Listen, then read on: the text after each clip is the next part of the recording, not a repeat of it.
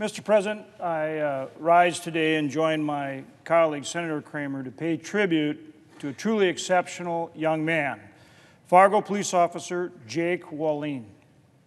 Tomorrow, the Fargo community will gather to honor Officer Wallin, who was tragically killed in the line of duty on July 14th. The Senate debate on the National Defense Authorization Act prevents both myself and Senator Kramer from being there in person. So we wanted to do what we could to pay our respects here to Officer Wallin on the Senate floor. As a member of the Minnesota National Guard, he served both in Afghanistan and in Iraq. His platoon captain had this to say of Officer Wallin: Jake was that individual you could always trust.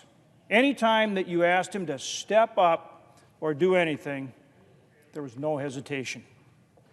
That dedication to service continued after his deployment in the Middle East. Following his time overseas, Jake made his home in Fargo, North Dakota.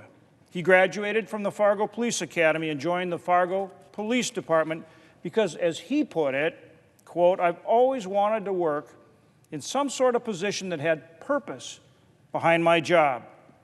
Police officer is always what came to me."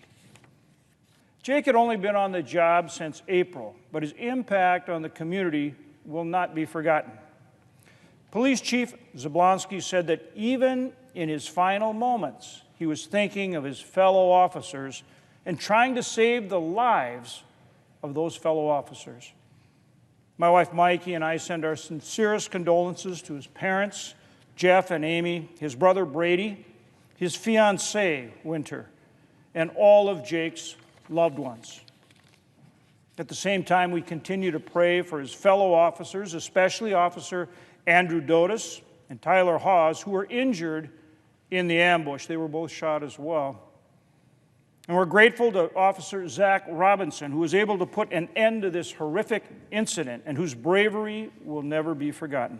These peace officers have a long road to recovery and will continue to be in our prayers. This tragic event is a reminder of the dangers our law enforcement officials face each and every day and the enormous debt we owe them and their families for the sacrifices they make to keep our communities safe. We are truly grateful to our peace officers, all of them, whether it's North Dakota or anywhere across this amazing country. We truly value them. We owe them so much, and we are truly grateful to all of them. And particularly, we honor Officer Jake Wallin for making the ultimate sacrifice on our behalf. May God bless him and his family. With that, Mr. President, I yield the floor.